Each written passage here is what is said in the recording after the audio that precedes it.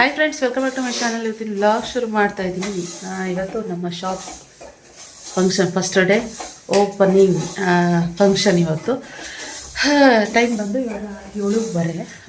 ರಕ್ಷಿತ್ ಮತ್ತು ಭುವನ್ ಇಬ್ರು ಬಲೂನ್ ಡೆಕೋರೇಷನ್ಗೆ ಅಂತ. ರಕ್ಷಿತ್ ಬೆಳಗ್ಗೆನೇ ಹೋಗಿದ್ದಾನೆ, 5:30ಗೆ 6 ಗಂಟೆಗೆ ಎದ್ಬಿಟ್ಟು ಹೋಗಿದ್ದಾನೆ.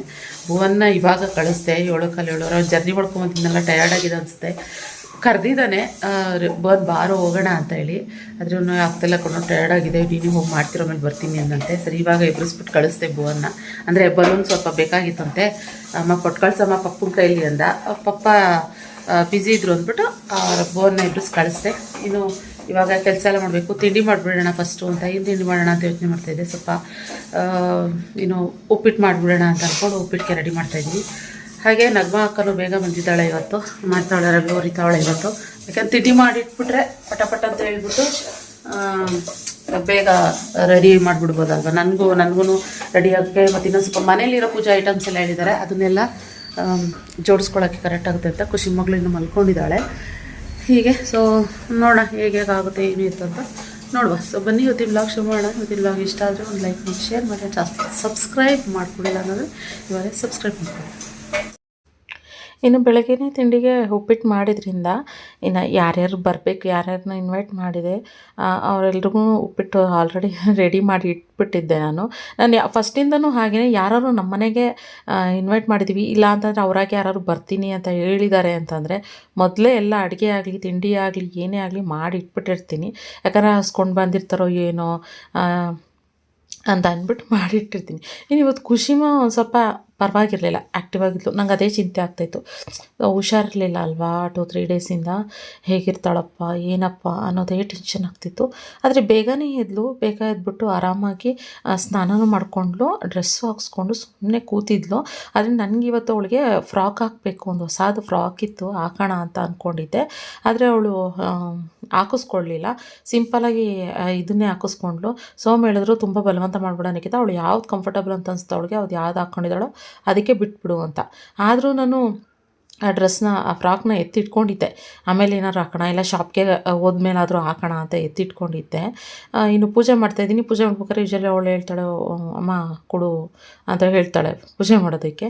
ಇನ್ನು ಸೋಮ್ ಕೂಡ ದೇವಸ್ಥಾನಕ್ಕೆ ಹೋಗಿ ಬಂದಿದ್ದರು, ಗಣೇಶ ದೇವಸ್ಥಾನಕ್ಕೆ. ಅವತ್ತು ನಾಗರ ಪಂಚಮಿ ಆಗಿದ್ದರಿಂದ. ಇನ್ನು ನಮ್ಮ ಶಾಪ್ ಇದು ಬಂದು ಮೊನ್ನೆ ಶುಕ್ರವಾರ 9ನೇ ತಾರೀಕು ಶಾಪ್ ನಾವು ಓಪನ್ ಮಾಡಿದ್ದು.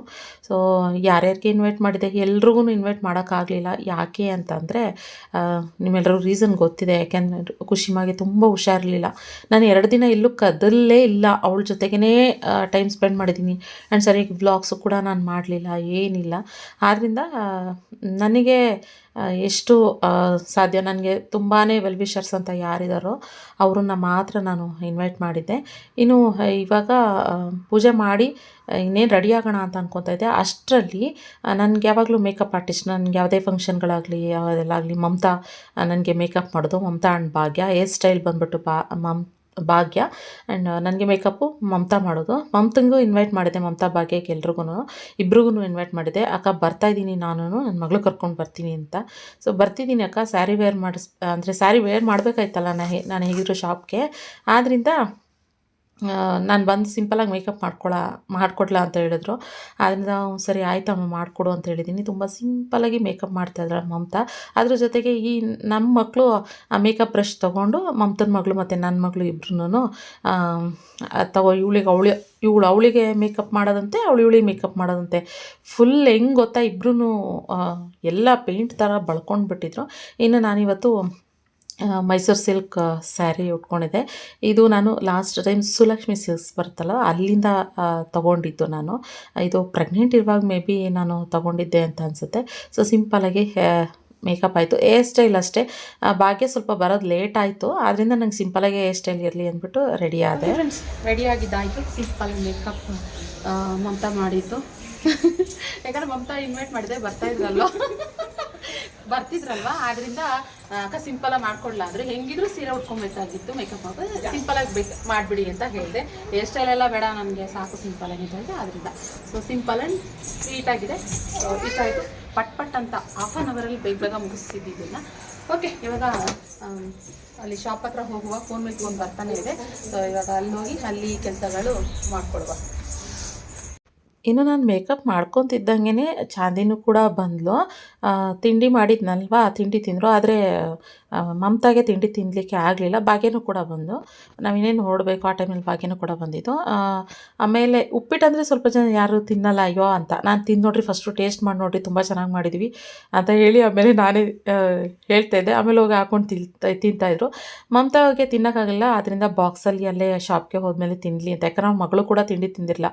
ಪಾಪ ಬೆಳಗ್ಗೆ 8 ಗಂಟೆಗೇ ಅವ್ರ ಮನೆಯಿಂದ ಅವ್ರು ಇರೋದು ಆ ಕಡೆ ಕೆಂಗೇರಿ ಸೈಡು. ಅದರಿಂದ ಅಲ್ಲಿಂದ ಬರಬೇಕಲ್ವಾ ಮೆಟ್ರೋ ಹತ್ಕೊಂಡು ಇಲ್ಲಿ ನಮ್ಮ ಮನೆಗೆಲ್ಲ. ಅದರಿಂದ ದೂರ ಆಗುತ್ತೆ ಬೇರೆ. ಸೊ ಅದರಿಂದ ಏನು ತಿಂಡಿ ತಿಂದಿರಲಿಲ್ಲ. ಅದರಿಂದ ಬಾಕ್ಸಲ್ಲೇ ತೊಗೊಂಡು ಬಂದ್ವಿ. ಬರ್ತಿದ್ದಂಗೆ ಇನ್ನು ಇಲ್ಲಿಗೆ ಬಂದಾಯಿತು. ಆದರೆ ಪುರೋಹಿತರು ಬಂದಿಲ್ಲ. ಸೊ ಪುರೋಹಿತರಿಗೋಸ್ಕರ ವೆಯ್ಟ್ ಮಾಡ್ತಾ ನಿಂತ್ಕೊಂಡಿದ್ದೀವಿ ಇಲ್ಲೇನೆ. ಆ್ಯಂಡ್ ರಕ್ಷಿತ್ ಹಿಂದಿನ ದಿನ ಅಲ್ಲ, ಬೆಳಗ್ಗೆ 5:30-6 ಗಂಟೆಗೆ ಹೋಗ್ಬಿಟ್ಟು ಎಲ್ಲ ಬಲೂನ್ ಡೆಕೋರೇಷನ್ ಎಲ್ಲ ಮಾಡಿದ್ದ. ಅವನು ಇವಾಗಿಲ್ಲ, ಅವನು ಎಕ್ಸಾಮ್ ಇತ್ತು, ಟೆಸ್ಟ್ ಇತ್ತು. ಆದ್ದರಿಂದ ಅವನು ಕಾಲೇಜ್ಗೆ ಹೋಗಿದ್ದ. ಆದ್ರೂ ರಜಾ ಹಾಕ್ತೀನಿ ಅಂತ ಹೇಳ್ತಿದ್ದ. ಇಲ್ಲ ಅವರಪ್ಪ ಇಲ್ಲ, ನೀನು ಹೋಗಿ ಬರಲೇಬೇಕು, ಪರವಾಗಿಲ್ಲ, ಪೂಜೆ ನಡೀತಾ ಇರುತ್ತೆ, ನೀನು ಅಷ್ಟರಲ್ಲಿ ಬೇಕಾದರೆ ಬಾ ಅಂತ ಹೇಳಿದ್ರು. ನಾನು ಹಾಗೆ ಹೇಳಿದೆ. ಯಾಕಂದರೆ ಮೇಯ್ನ್ ಅವನಿಗೆ ಎಜುಕೇಷನ್ ಸ್ಟಡೀಸ್ ಮೇಯ್ನು ಅಂತ ಹೇಳ್ಬಿಟ್ಟಿದ್ದೀವಿ. ಆದ್ದರಿಂದ ಅವನು ಹೋಗಿದ್ದ, ಸಿಂಪಲಾಗಿ ಮಾಡಿದ್ದ. ಅವನು ಯಾಕೆಂದರೆ 2 ದಿನದಿಂದ ಅವನು ಕೂಡ ನನಗೆ ಎಷ್ಟು ಕೆಲಸದಲ್ಲಿ ಹೆಲ್ಪ್ ಮಾಡಿಕೊಟ್ಟಿದ್ದಾನೆ. ಎಲ್ಲ ಸ್ವಲ್ಪ ಕೆಲಸಗಳೆಲ್ಲ ಲೇಟ್ ಆಯಿತು. ಅಂದರೆ ನಮಗೆ ಮಾಡಿಕೊಡ್ತೀವಿ ಅನ್ನೋ ಟೈಮಿಂಗ್ಸಿಗೆ ಯಾರೂ ಮಾಡಿಕೊಡ್ಲಿಲ್ಲ. ಯಾವಾಗಲೂ ಈ ಥರನೇ ಆಗೋದು. ನಮಗೂ ಸೇಮ್ ಅದೇ ಥರನೇ ಆಯಿತು. ಸ್ವಲ್ಪ ಎಲ್ಲ ಲೇಟ್ ಆಯಿತು ಅಂತಲೇ ಹೇಳ್ಬೋದು. ಇನ್ನೆಲ್ಲ ಹೂವೆಲ್ಲ ಮುಡಿಸಿ ಎಲ್ಲ ಹೊರಗಡೆ ಆ ಹೂವಿನ ದಿಂಡೆಲ್ಲ ತಂದಿದ್ದು ಅದೆಲ್ಲನೂ ಕೂಡ ಹಾಗೇನೆ ಎಲ್ಲ ನೇತಾಕಿದ್ರು. ಚೆನ್ನಾಗಿ ಕಾಣಿಸ್ತಿತ್ತು, ಎಲ್ಲ ನೀಟಾಗಿತ್ತು. ಎಲ್ಲನೂ ಕಂಪ್ಲೀಟಾಗಿ ಒಂದಷ್ಟು ಏನು ಡ್ರೆಸ್ಸಸ್ ಆಗಿರ್ಬೋದು, ಸ್ಯಾರೀಸ್ ಆಗಿರ್ಬೋದು, ಎಲ್ಲನೂ ಹಾಗೇನೆ. ಅಂದರೆ ಖಾಲಿ ಪೂಜೆ ಮಾಡೋದು ಬೇಡ ಅಂದ್ಬಿಟ್ಟು ಅಲ್ಲಲ್ಲೇ ಒಂದಷ್ಟು ಪಾರ್ಟಿ ವೇರ್ ಸೆಟ್ಸ್ ಆಗಿರ್ಬೋದು, ಮತ್ತು ಟಾಪ್ಸ್ ಆಗಿರ್ಬೋದು, ನಿಮಗೆ ಮುಂದೆ ಗೊತ್ತಾಗತ್ತೆ. ಆ್ಯಕ್ಚುಲಿ ಇವತ್ತಿಂದನೇ ನಾನು ಇದನ್ನು ಅಂದರೆ ರೀಲ್ಸ್ ಅಂದರೆ ವೀಡಿಯೋಸು ಇನ್ಸ್ಟಾಗ್ರಾಮ್ನಲ್ಲಿ ಹಾಕ್ತೀನಿ. ಇನ್ನು ಶಾಪ್ ನೇಮ್ ಹೇಳಿರಲಿಲ್ಲ ಯಾರಿಗೂ ಅಲ್ವಾ, ಸರ್ಪ್ರೈಸ್ ಆಗಿತ್ತು. ಶಾಪ್ ನೇಮ್ ಬಂದುಬಿಟ್ಟು RK ಫ್ಯಾಷನ್ ಸ್ಟುಡಿಯೋ ಅಂತ ಹೇಳಿ. ಚೆನ್ನಾಗಿದೆಯಾ ಈ ಏನು ನಮ್ಮ ಶಾಪ್ಗೆ ಇಟ್ಟಿರೋ ಹೆಸರು ಅಂತ ನನಗೆ ಕಮೆಂಟ್ ಬಾಕ್ಸ್ನಲ್ಲಿ ಹೇಳಿ. ಅದಕ್ಕೆ ಮಾಡೋಣ ಅಂತಾನೆ ಬಂದಿದ್ದೀವಿ. ಚಾಂದಿನಿ ಆಶೀರ್ವಾದ ತಗೊಂಡು ಹೋಗ್ಬೇಕಂತೆ ಭುವನ್. ಈಗ ನಾವು ಸೀನಿಯರ್ಸ್ ಮಾಡೋದಾಗ್ಲಿ. ಆಕ್ಚುಲಿ ಇವರಿಬ್ರನ್ನ ಎಲ್ಲಾರು ಜೋಡಿ ಅತ್ತೆ ಮಗಳಲ್ವಾ, ಮದ್ವೆ ಮಾಡ್ಬಿಡಿ ಅಂತ ಹೇಳ್ತಾ ಇದ್ರು. ಆದ್ರೆ ಇವಳು ತಮ್ಮನ ತರ ಟ್ರೀಟ್ ಮಾಡ್ತಾಳೆ ಅವನ್ನ. ತಮ್ಮ 4-5 ವರ್ಷ ಡಿಫ್ರೆನ್ಸ್. ಸಚಿನ್ ತೆಂಡೂಲ್ಕರ್ ಆಗಿಲ್ವಾ? ಆಮೇಲೆ ಇನ್ಯಾರ್ಯಾರು ಗೊತ್ತಿಲ್ಲ, ಸೆಲೆಬ್ರಿಟೀಸ್. ನಾವು ಸೆಲೆಬ್ರಿಟೀಸ್ ಅಲ್ವಾ? ನೀವು ನಾವಲ್ಲ.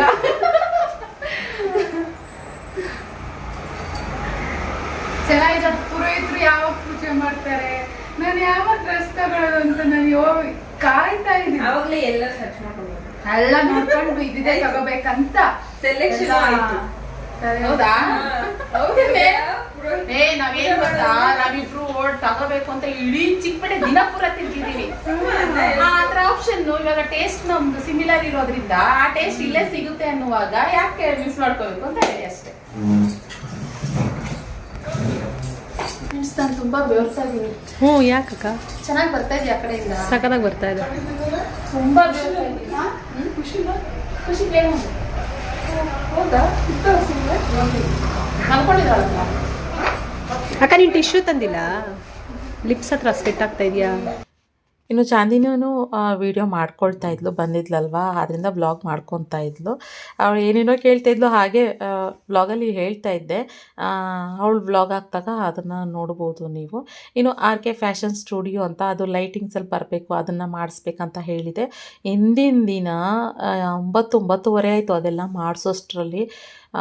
ಆಮೇಲೆ ಇದೆಲ್ಲ ಮಾಡಿಸಿ ಆಮೇಲೆ ಕ್ಲೀನ್ ಮಾಡಿ ಆಮೇಲೆ ನಾವು ಮನೆಗೆ ಹೋಗಿದ್ದು. ಆ್ಯಂಡ್ ಮನೇಲಿ ಒಂದಷ್ಟು ಕೆಲಸ ಇತ್ತು, ಹೀಗಾಯಿತು. ಒಟ್ಟಿನಲ್ಲಿ ಈ ಥರ ಎಲ್ಲ ಒಂದು ಏನಾದ್ರು ಬಿಸ್ನೆಸ್ ಮಾಡ್ತೀವಿ ಅಂತ ಅಂದರೆ ಸಿಂಗಲಾಗಿ ಮಾಡೋದು ಸ್ವಲ್ಪ ಕಷ್ಟ ಅಂತಲೇ ಹೇಳ್ಬೋದು. ಯಾರು ಸಪೋರ್ಟಿವ್ ಆಗಿದ್ದರೆ ಮಾತ್ರ. ನನ್ನ ಮಗ ತುಂಬಾ ಸಪೋರ್ಟ್ ಮಾಡ್ದ ಅಂತಲೇ ಹೇಳ್ಬೋದು. ಇನ್ನು ನಗ್ಮಾ ಕೆಲಸ ಮಾಡಿಬಿಟ್ಟು ಮನೆಯಲ್ಲಿ ಅವಳು ರೆಡಿ ಆಗಿಬಿಟ್ಟು ಬರ್ತೀನಿ ಅಕ್ಕ, ಸ್ನಾನ ಮಾಡ್ಕೊಂಡು ಬೇಗ ಬರ್ತೀನಿ ಅಂತ ಅವಳು ಕೂಡ ಹೋಗಿದ್ಲು. ಅವಳಿಗೋಸ್ಕರ ವೆಯ್ಟ್ ಮಾಡ್ತಾಯಿದ್ದೆ. ಫ್ರೆಂಡ್ಸ್, ಮನೆಗೆ ಮತ್ತೆ ಬಂದ್ವಿ. ಯಾಕೆಂದರೆ ನಗ್ಮಾ ತಿಂಡಿ ತಿಂದಿರಲಿಲ್ಲ, ಅದಕ್ಕೋಸ್ಕರ ನಮ್ಮ ನಗ್ಮಾ ಮೇಡಮ್ ರೆಡಿ ಆಗ್ಬಿಟ್ಟು ಬಂದ್ಬಿಟ್ಟು ಅವಳೆ ಬಿದ್ದು ಬಂದವಳೆ ಬಾತ್ರೂಮಲ್ಲಿ. ಗಾಯ ಎಲ್ಲ ಮಾಡ್ಕೊಂಬಿಟ್ಟವಳೆ. ಅಯ್ಯೋ ಎಲ್ಲ ಗಾಯ ಆಗ್ಬಿಟ್ಟೈತೆ. ಹಾಗೆ ಅವಳು ತಿಂಡಿ ತಿಂದಿರಲಿಲ್ಲ. ಹಾಗೆ ನಾನು ಸ್ವಲ್ಪ ಕೆಲಸ ಐತೆ ತೊಗೊಂಡೋಗ್ಬೇಕಾಯ್ತು, ಅದಕ್ಕೋಸ್ಕರ ಮತ್ತೆ ಬಂದ್ವಿ, ಗಾಡಿನಲ್ಲಿ ಬಂದ್ವಿ. ಅವರೆಲ್ಲ ಅಲ್ಲೇ ಇದ್ದಾರೆ. ನನಗೆ ಹೊಸ ಡ್ರೆಸ್ ಕೊಡಿಸಿದ್ದಾರೆ ಫ್ರೆಂಡ್ಸ್. ಅವ್ರ ಅಂಗಡಿ ಓಪನಿಂಗ್ ದಿನ, ನಮ್ಮ ಅಂಗಡಿ ಓಪನಿಂಗ್ ದಿನ ಹೊಸ ಡ್ರೆಸ್ ನಮ್ಮ ಅಕ್ಕ ಕೊಡಿಸಿರೋದು. ಸರಿ ಓಕೆ, ಇವಾಗ ಹೊರಡೋಣ ಬನ್ನಿ ಶಾಪ್ ಹತ್ರ. ಇನ್ನು ಪುರೋಹಿತರು ಬಂದರು. 12:15 ಆಗಿಬಿಟ್ಟಿತ್ತು. ನಾವು 12 ಗಂಟೆಗೆ ಹೇಳಿದ್ವಿ, 12:15 ಆಗಿತ್ತು. ಏನಕ್ಕೆ ಅಂದರೆ ಅವ್ರಿಗೆ ನಮ್ಮ ಫಂಕ್ಷನ್ ಫಸ್ಟು ಪೂಜೆಗೆ ವಹಿಸ್ಕೊಂಡಿದ್ದವರು, ಆದರೆ ಅದಾದಮೇಲೆ ಅವ್ರಿಗೆ ಗೃಹ ಪ್ರವೇಶದ ಆರ್ಡ್ರ್ ಬಂತಂತೆ. ಇವಾಗ ಇದು ಚಿಕ್ಕದು, ಅದೊಂದು ಸ್ವಲ್ಪ ದೊಡ್ಡದಲ್ವ, ಯಾರೇ ಆಗಲಿ ದೊಡ್ಡದೇ ನೋಡ್ತಾರೆ. ಸೊ ಆದ್ದರಿಂದ ಯಲಹಂಕದಲ್ಲಿ ಅವ್ರಿಗೆ ಸತ್ಯನಾರಾಯಣ ಸ್ವಾಮಿ ಪೂಜೆ ಗೃಹ ಪ್ರವೇಶದಿದ್ದರಿಂದ ಅಲ್ಲಿ ಹೋಗಿ ಮುಗಿಸ್ಕೊಂಡು ಬರ್ತಾಯಿದ್ವಿ ಅಂತ ಇವ್ರ ಮಗನ್ನ ಕಳಿಸ್ತೀವಿ ಅಂತ ಹೇಳಿದ್ರು.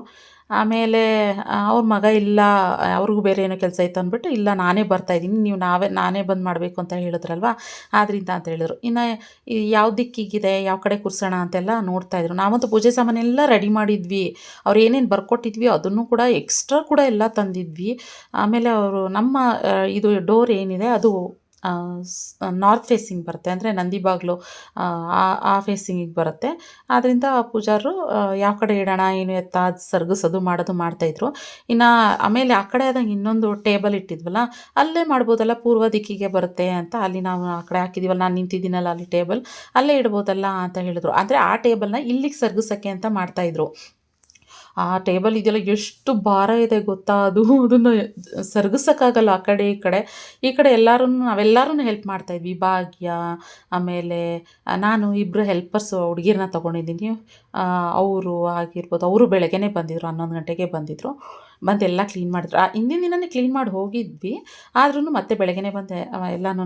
ಅಂದರೆ ರಕ್ಷಿತ್ ಬಲೂನೆಲ್ಲ ಕಟ್ಟಿದ್ದಲ್ಲ, ಅವನು ಬಲೂನ್ ಕಟ್ಟಿ ಆಮೇಲೆ ಕಸ ಗುಡಿಸ್ಬಿಟ್ಟು ಬಂದಿದ್ದಂತೆ. ಇವ್ರಿಗೆ ಬಂದು ಮತ್ತೆ ಕಸ ಗುಡಿಸಿ ಅದೆಲ್ಲ ಒರೆಸಿ ಎಲ್ಲ ಮಾಡಿದರು. ಇನ್ನು ಅದೇ ಪೂಜಾರು ಇಲ್ಲೇ ಇಟ್ಬಿಡೋಣ ಬಿಡಿ ಅಂತ ಹೇಳ್ತಾಯಿದ್ರು. ಸರಿಯಾಗಿರಿ, ನೀವು ಹೇಗೆ ಹೇಳ್ತೀರೋ ಹಾಗೆ ಅಂತ ಹೇಳ್ಬಿಟ್ಟು ಅಲ್ಲೇನೇ ರೆಡಿ ಮಾಡ್ತಾಯಿದ್ವಿ. ಅದಾದಮೇಲೆ ಶುರು ಆಯಿತು. ಪುರೋಹಿತರು ಏನು ಗೊತ್ತಾ, ಒಂದೊಂದೇ ಐಟಮ್ ಹೇಳ್ತಾಯಿದ್ದಾರೆ. ನಾವಂತೂ ಮನೆಗೆ ಹೋಗೋದು ಬರೋದು, ಆಮೇಲೆ ಬೋನಂಗೆ ಕಳಿಸೋದು ಬರೋದು, ಆಮೇಲೆ ಸೋಮೊಂದ್ಸರಿ ಹೋಗೋದು ಬರೋದು, ಮಿನಿಮಮ್ ಅಂದರು ಒಂದು 5ರಿಂದ 6 ಸರಿ ಅವ್ರು ನಮ್ಮನ್ನು ಕಳಿಸಿದ್ದಾರೆ. ಅದೊಂದು ಬೇಜಾರಾಯಿತು. ಪೂಜೆ ಮಾತ್ರ ತುಂಬ ಚೆನ್ನಾಗಿ ಮಾಡಿದ್ರು, ಆದರೆ ಅಷ್ಟು ಸರಿ ಮನೆಗೆ ಕಳಿಸೋದು ಹೋಗೋದು ಬರೋದು ಇದೆಯಲ್ಲ, ನಮಗೆ ಒಂದು ಸ್ವಲ್ಪ ನಿಯರ್ ಇರೋದಕ್ಕೆ ಪರವಾಗಿಲ್ಲ. ಮನೆ ಏನಾದ್ರು ತುಂಬ ದೂರ ಇದ್ದಿದ್ದರೆ ಏನು ಮಾಡಬೇಕಾಗಿತ್ತು ಅಂತ ಅದೇ. ಆದರೂ ಸುಮ್ಮನೆ ಮಾತೇ ಅಲ್ಲ, ಯಾಕೆಂದರೆ ಅವ್ರು ಕೇಳೋ ಐಟಮ್ಸ್ನ ನಾನು ಯಾರಿಗಾರು ಕಳಿಸಿದ್ರಿಂದ ಸೋಮ್ಗಾಗಲಿ ಇಲ್ಲ ಬೋನ್ಗಾರು ಕಳಿಸಿದ್ರೆ ಅವರಿಗೆ ಗೊತ್ತಾಗ್ತಾ ಇರಲಿಲ್ಲ. ನಾನೊಂದು ಕಡೆ ಹೇಳ್ತಾಯಿದ್ದೆ, ಅವರೊಂದು ಕಡೆಯಿಂದ ಹುಡುಕ್ತಾಯಿದ್ರು, ಹಿಂಗಾಗ್ತಾಯಿತ್ತು. ಇಲ್ಲ ನಾನೇ ಹೋಗ್ಬಿಟ್ಟು ಕೆಲವೊಂದು ಟೈಮ್ 1-2 ಸರಿ ನಾನೇ ಹೋಗ್ಬಿಟ್ಟು ತೊಗೊಂಡು ಬಂದೆ ಆ ಐಟಮ್ಗಳನ್ನ. ಇದೊಂದು ಸ್ವಲ್ಪ ನನಗೆ ರಿಸ್ಕ್ ಅಂತ ಅನ್ನಿಸ್ತು.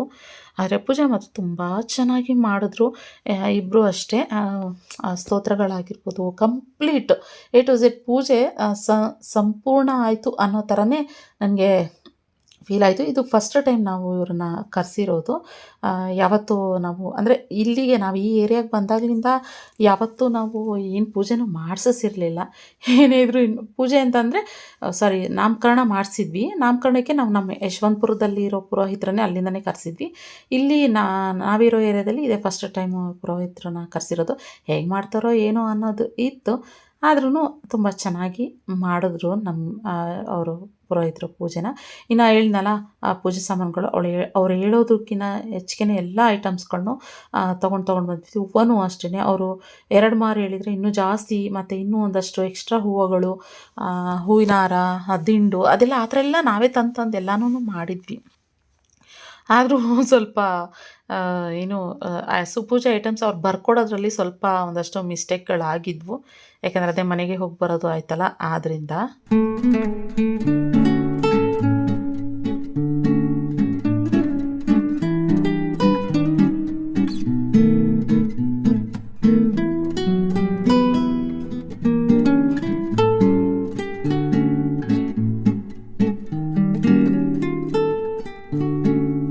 ಇನ್ನು ಸುಮಾರು ಜನ ಕೇಳ್ತಾ ಇರೋದೇನಪ್ಪ ಅಂತಂದರೆ, ನಿಖಿತಾ ನೀವು ಶಾಪ್ ಮಾಡಿರೋದು ಯಾವ ಏರಿಯಾದಲ್ಲಿ, ಎಲ್ಲಿ ಅಂತ ಸುಮಾರು ಜನ ಕೇಳ್ತಾಯಿದ್ರಿ.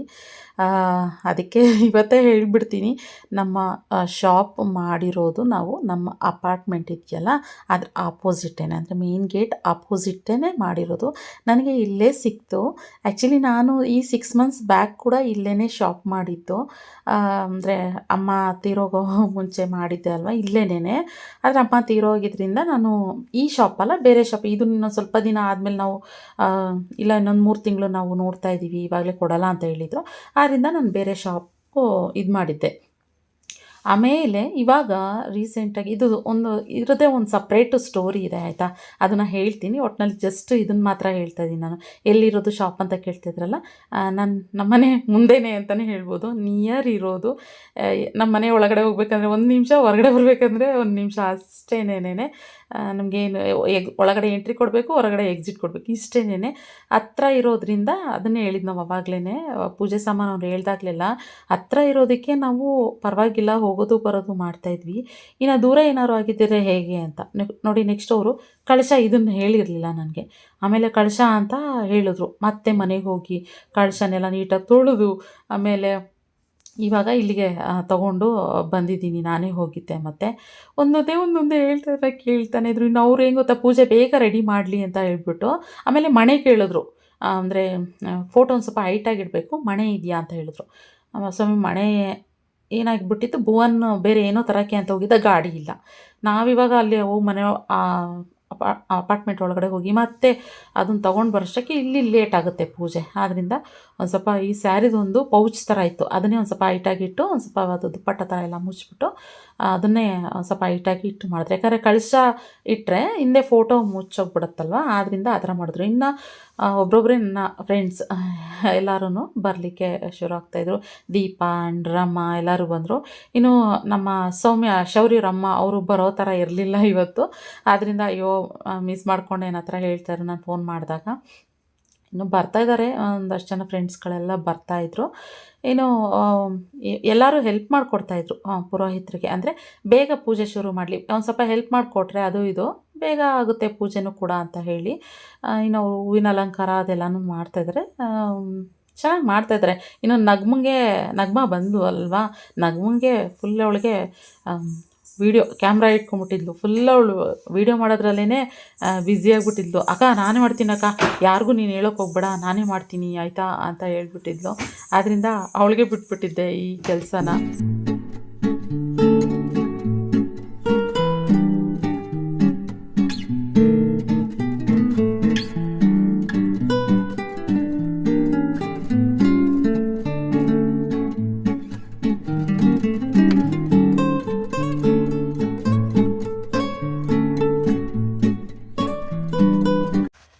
ಹೇಳ್ದಂಗೆ ಅವತ್ತು ನಾಗರ ಪಂಚಮಿ ಇದ್ದಿದ್ದರಿಂದ ಒಬ್ಬರೊಬ್ಬರೇ, ಅಂದರೆ ಅವ್ರಿಗೆ ಯಾವುದೋ ಒಂದು ದೇವಸ್ಥಾನಗಳಿಗೆ ಹೋಗ್ಬೇಕಾರತ್ತೆ, ಇಲ್ಲ ಬೇರೆ ಯಾರ ಮನೇಲಿ ಪೂಜೆಗಿರುತ್ತೆ, ಅವೆಲ್ಲ ಮುಗಿಸ್ಕೊಂಡು ಒಬ್ಬರೊಬ್ಬರೇ ಬರ್ತಾಯಿದ್ರು. ಪೂಜೆ ಕೂಡ ಇಷ್ಟು ಲೇಟ್ ಆಗುತ್ತೆ ಅಂತ ನನಗೆ ಗೊತ್ತಿರಲಿಲ್ಲ. ಅವರು ಕೂಡ ಪಾಪ ಬಂದು ವೆಯ್ಟ್ ಮಾಡ್ತಾಯಿದ್ರು. ಇವಾಗ ದೀಪ ಆಗಿರ್ಬೋದು, ಜ್ಯೋತಿ, ರಮ್ಮ ಅವರೆಲ್ಲರೂ, ಜ್ಯೋತಿರು ಅವ್ರು ಯಾವುದೋ ಫಂಕ್ಷನ್ಗೆ ಹೋಗಿದ್ರಂತೆ, ಬಂದು ವೆಯ್ಟ್ ಮಾಡ್ತಾಯಿದ್ರು. ಇನ್ನು ಪೂಜೆನೂ ಕೂಡ ಶುರು ಮಾಡಿದ್ರು. ಚೆನ್ನಾಗಿ ಮಾಡಿದ್ರು, ಹೇಳಿದ್ನಲ್ವ ಪೂಜೆ ಎಲ್ಲ ಚೆನ್ನಾಗಿ ಮಾಡಿದ್ರು. ಹಾಗೆ ಇನ್ನೂ ಇವರು ಜ್ಯೋತಿರೆಲ್ಲ ಹೇಳ್ತಾಯಿದ್ರು, ಇನ್ನು ಹೆಂಗೋ ಶಾಪ್ ಚೆನ್ನಾಗಿರೋ ಸಿಕ್ಬಿಟ್ಟಿದೆ ಅಲ್ವಾ ನಿಮಗೆ, ಆಪೋಸಿಟ್ ಅಂದರೆ ಅಪಾರ್ಟ್ಮೆಂಟ್ ಆಪೋಸಿಟೇ ಇದೆ ಅಂತ ಹೇಳಿದ್ನಲ್ವ, ಆಪೋಸಿಟೇ ಸಿಕ್ಬಿಟ್ಟಿದೆ, ಸೂಪರಪ್ಪ ಅಂತ ಹೇಳ್ತಿದ್ರು. ಹಾಗೆ ನೀವೇನು ಸುಮ್ಮನೆ ಇರೋದಿಲ್ವಾ, ಇಲ್ಲ ಒಂದಲ್ಲ ಒಂದು ಏನಾದರೂ ಮಾಡ್ತಾನೆ ಇರ್ತೀರಲ್ವಾ ಅಂತ ಹೇಳ್ತಾಯಿದ್ರು. ಸೊ ನನಗೆ ಫಸ್ಟಿಂದನೂ ಹಾಗೆ ಏನಾದರೂ ಒಂದು ಮಾಡ್ತಾ ಇರಬೇಕಷ್ಟೇನೆ. ಕೆಲಸಗಳು ಸುಮ್ಮನೆ ಮನೆಯಲ್ಲಿ ಕುತ್ಕೊಳ್ಳೋಕ್ಕೆ ಬೇಜಾರು ಅಂತ ಅನಿಸ್ತೈತೆ. ಆ್ಯಕ್ಚುಲಿ ಕೊರೋನಾ ಬರಲಾಗೆ ಹೋಟ್ಲು ಕ್ಲೋಸ್ ಮಾಡ್ಕೊಂಡು ಬಂದಿದ್ದು, ಅದಾದಮೇಲೆ ಪ್ರೆಗ್ನೆಂಟು, ಬಾಣಂತಿ, ಮಗು ಇದರಲ್ಲೇ ಬ್ಯುಸಿ ಆಗಿಬಿಟ್ಟಿದ್ದೆ.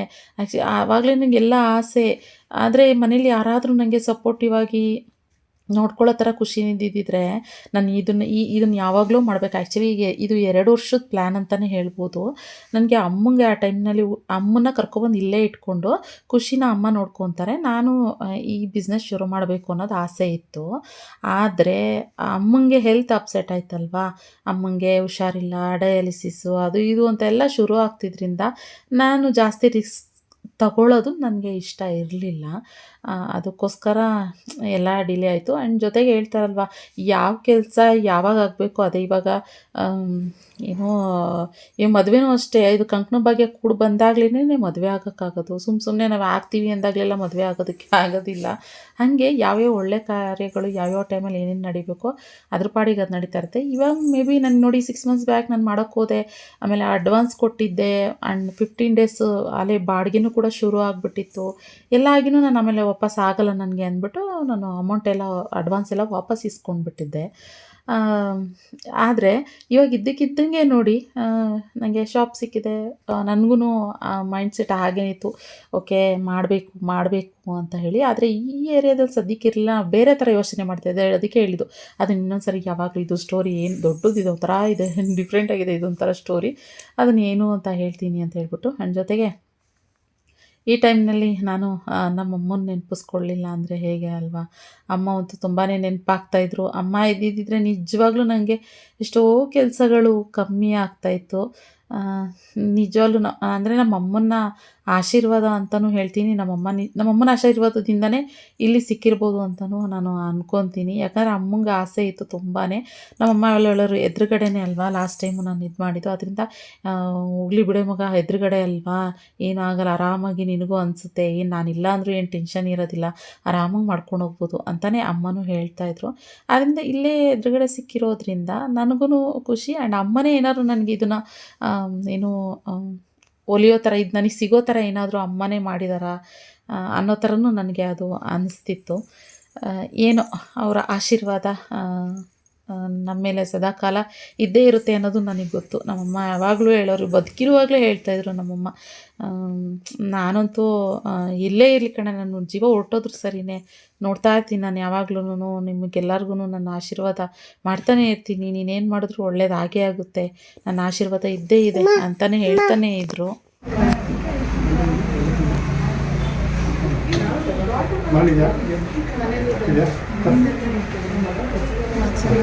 ಅದಕ್ಕೆ ಪಾಲಚಂದ್ರೋಪಚಾರಣ ದ್ವಾದಶೈತಾನಿ ನಾಮಾನೆ ಪಡೆ ಶೋಣಿಯಾರ್ವೆ ವಿದ್ಯಾರಂಭವಾಚನ ಗ್ರಮೇದ ಸಂಗ್ರಾಮಿ ಸರ್ವಕಾರೇ ಯೋ ವಿದ್ಯಾರ್ಥ ಸಂಜಯ ಓಂ ಗಂ ಗಣಪತಿ ಓಂ ಗಣಾನಾಂತ ಗಣಪತಿ ಮಮಾಮೇ ಕವಿಂ ಕವೀನಾಮುಪಮಶ್ವತ್ವಂ ಜ್ಯೇಷ್ಠರಾಜಂ ಬ್ರಹ್ಮಣಾನ ಶ್ರೀಮಣ್ಣೋಪವೇಚಿತಂ ಮಹಾಗಣಾಧಿಪತಯೇ ನಮಃ ಕುಲೇದಾಭ್ಯೋ ನದಿ ಪಾರ್ವತಿ ಪರಮೇಶ್ವರಿದಾಭ್ಯೋ ನಮಃ. ಪ್ರಥಮ ಕೊಡಿ. ಓಂ ತತ್ಪುರುಷಾಯ ಮಹಾದೇವಾಯ ತನ್ನೋ ರುದ್ರ ಪ್ರಚೋದಯಾತ್ ನಿರಂಜನಾಯ ನಿರಾಭಾಸಾಯ ತನ್ನೋ ಶ್ರೀನಿವಾಸ ಪ್ರಚೋದಯಾತ್. ಇಟೇರ ಕುಲೀದಾಭ್ಯೋ ನಮಃ. ನಮಸ್ಕರಮಿ ಪ್ರಾರ್ಥಯಾಮಿ. ಪ್ರಾರ್ಥನೆ ಮಾಡಿಕೊಂಡು ಉದ್ಯೋಗದಲ್ಲಿ ವ್ಯವಹಾರದಲ್ಲಿ ಎಲ್ಲ ಅಷ್ಟೈಶ್ವರ್ಯ ಕೊಟ್ಟು ಧನ ಸಮೃದ್ಧಿ ಮಾಡಿ ಎಲ್ಲರಿಗೂ ಒಳ್ಳೆದಾಗಲಿ, ಒಳ್ಳೆ ಫಲ ಕೊಡಿ ಅಂತೇಳಿ ದೇವ್ರ ಪ್ರಾರ್ಥನೆ ಮಾಡಿಕೊಂಡು ಫೋಟೋ ಅಂತ ನಿಂತ್ಕೊಂಡು ಧ್ರುವಂತೆ ರಾಜಾವರಣ ಧ್ರುವನ್ ದೇವಾವೃತ್ತೆ ಧ್ರುವಂತ ಇಂದ್ರ ಚಾಂಚರಾಟಂದ್ರೈತ ಧ್ರುವಂ ಸುಮೋತಸ್ತು.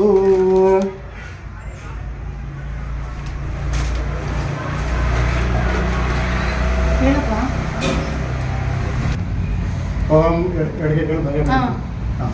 ಶುಭೇ ಶೋಭನೆ ಮೂರ್ತಿ ಆದ್ಯ ಬ್ರಹ್ಮಣಾದ್ವಿತಪರಾಧ ಶ್ವೇತಪರಾಟಕ್ಕೆ ವಯೋಸತಾಮ ಮಂತ್ರೆ ಕಲಿಗೆ ಪ್ರಥಮಪಾದ ಜಂಬೂ ದ್ವೀಪೆ ಭರತಪಕ್ಷೆ ಭರತಖಂಡ ದಂಡಕಾರಣ್ಯಂ ಗೋದಾವರಿಯ ದಕ್ಷಿಣೆ ತಿರುಶಾಲಿ ವಾಂಚಿಕ ಭೂಧಾವತಾರ ರಾಮಖಿರೆ ಆಸ್ವಿನ್ ವರ್ಷವಾರಿಗೆ ಚಾಂದ್ರಮಾನ ಪ್ರಭುಪಾದ ಸೃಷ್ಟಿತಮತ್ರಾಣಮದ ತಿರುಮದ ಶ್ರೀ ಶುಭಕೃತ ಕುರೋಧಿ ನಾಮ ಸಂವತ್ಸರೆ ಕ್ರೋಧಿ ನಾಮ ಸಂವತ್ಸರೆ ಉತ್ತರಾಯಣೆ ಶ್ರಾವಣ ಮಾಸೆ ಶುಕ್ಲದಕ್ಷೆ अस्यां भार्गववासरयुक्तायां शुक्रवासरयुक्तायां शुभनक्षत्र शुभयोग शुभकर्ण एवं गणविशेषण विशिष्टायां शुभऋत.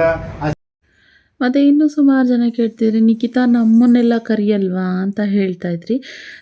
ನನಗೆ ಫ್ಯಾಮಿಲಿಯವ್ರನ್ನೇ ಸರಿಯಾಗಿ ಕರೆಯೋದಕ್ಕೆ ಆಗಿಲ್ಲ. ಹೇಳಿದ್ನಲ್ವ, ಹುಷಾರಿಲ್ಲದೆ ಇದರಿಂದ ಸುಮಾರು ಜನ ನನ್ನ ಕರೀಲಿಕ್ಕೆ ಆಗಲಿಲ್ಲ. ಸಿಂಪಲಾಗಿ ಮಾಡ್ಕೊಳ್ಳೋಣ ಅಂತ. ಯಾವಾಗ ನಮ್ಮ ಅದೇನೋ ಹೇಳ್ತಾರಲ್ಲ, ನಮ್ಮ ಪ್ಲ್ಯಾನೇ ಒಂದಿರುತ್ತೆ, ಇದಾಗೋದೇ ಒಂದಾಗುತ್ತೆ ಅಂತ, ಹಾಗಾಯಿತು. ಆ್ಯಕ್ಚುಲಿ ನಾನು ಕರೆಯೋದಕ್ಕಿಂತ ಅದಕ್ಕೆ ವೀಡಿಯೋದಲ್ಲಿ ಡೀಟೇಲಾಗಿ ಎಲ್ಲನೂ ಪ್ರತಿಯೊಂದು ತೋರಿಸ್ತಾ ಇದ್ದೀನಿ. ನಿಮ್ಮೆಲ್ಲರ ವಿಷಸ್ ಆಲ್ರೆಡಿ ಎಲ್ಲರೂ ಕಂಗ್ರ್ಯಾಚುಲೇಷನ್ ನಿಖಿತ ಅಂತ ಹೇಳ್ತಾಯಿದ್ದೀರಾ. ಇನ್ನು ಏನಿದೆ RK ಫ್ಯಾಷನ್ ಸ್ಟುಡಿಯೋ ಫಾಲೋ ಮಾಡಿ ಎಲ್ರೂ. ಅದರಲ್ಲಿ ಪ್ರತಿಯೊಂದು ವೀಡಿಯೋಸ್ ಎಲ್ಲ ಅಪ್ಡೇಟಿಗೆ ಏನೇನು ಕಲೆಕ್ಷನ್ಸ್ ಬರುತ್ತೆ ಅದೆಲ್ಲನೂ ಅಪ್ಡೇಟ್ ಕೊಡ್ತೀನಿ. ಆದಷ್ಟು ನಾನು ರೀಸನಬಲಾಗಿ ಕೊಡಲಿಕ್ಕೆ ಇಷ್ಟಪಡ್ತೀನಿ, ಟ್ರೈ ಮಾಡ್ತೀನಿ. ಓಕೆನಾ? ಯಾಕೆಂದರೆ ಎಲ್ರಿಗೂ ತಗೊಳ್ಳೋ ಥರ ಅಫೋರ್ಡಬಲ್ ಆಗಿದ್ದರೆ ತುಂಬ ಖುಷಿ ಅಂತ ಅನಿಸುತ್ತೆ. ನಿಮಗೂ ತಗೊಳ್ಳೋರ್ಗೂ ಖುಷಿ, ನಾವು ಕೊಡೋರ್ಗೂ ಖುಷಿ ಅನ್ನೋ ಥರ ಇರಬೇಕು.